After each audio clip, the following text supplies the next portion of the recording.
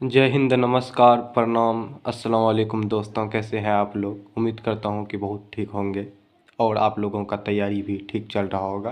अगर आपका तैयारी ठीक नहीं चल रहा है तो आपकी तैयारी को ठीक करने का जिम्मेदारी मेरा है।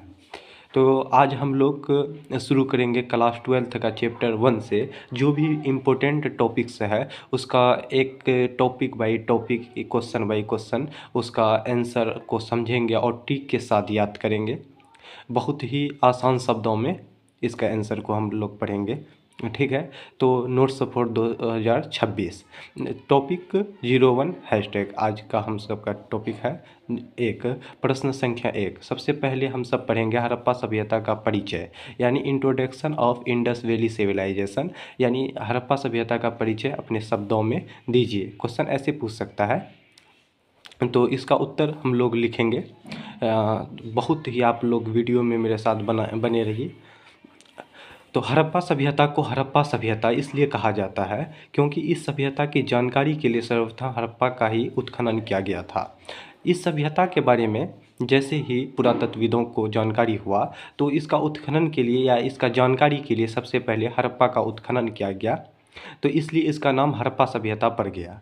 इसका और भी नाम है, इसको सिंधु सभ्यता भी कहा जाता है, सिंधु घाटी सभ्यता भी कहा जाता है, सिंधु सभ्यता भी कहा जाता है, हड़प्पा सभ्यता भी कहा जाता है। इंग्लिश में इसको इंडस वैली सिविलाइजेशन कहा जाता है, ठीक है। किया गया था।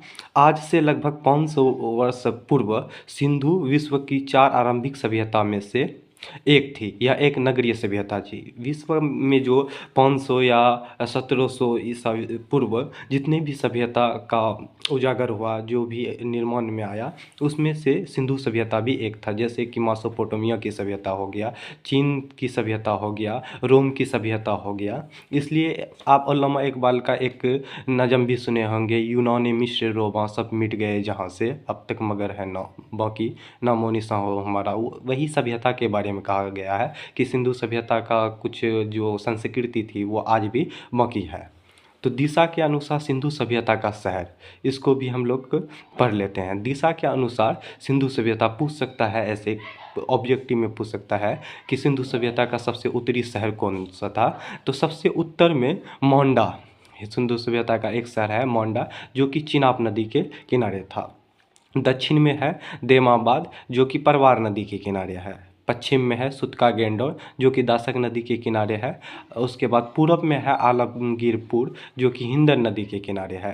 उत्तर से दक्षिण की इस सभ्यता की जो है चौड़ाई वो 1600 किलोमीटर है, और पश्चिम से पूरब की चौड़ाई 1100 किलोमीटर है। ये भी ऑब्जेक्टिव में पूछता है, इसको भी नोट कर लीजिएगा। पश्चिम से पूरब की चौड़ाई है 1600 किलोमीटर, उत्तर से दक्षिण की हो गया 1100 किलोमीटर। इसको आप लोग भूल जाइएगा कि सबसे उत्तर में कौन है। तो इसका एक ट्रिक है, सम बराबर एडी।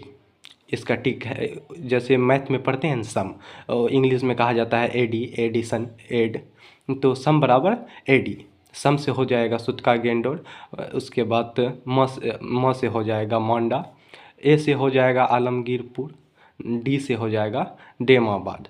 तो हड़प्पा सभ्यता का आकार, हड़प्पा सभ्यता का जो आकार था त्रिभुजाकार था, वो त्रिभुज के जैसा था, इस तरह त्रिभुज का जैसा था। तो आज के लिए इतना ही, फिर मिलते हैं आगे का वीडियो में।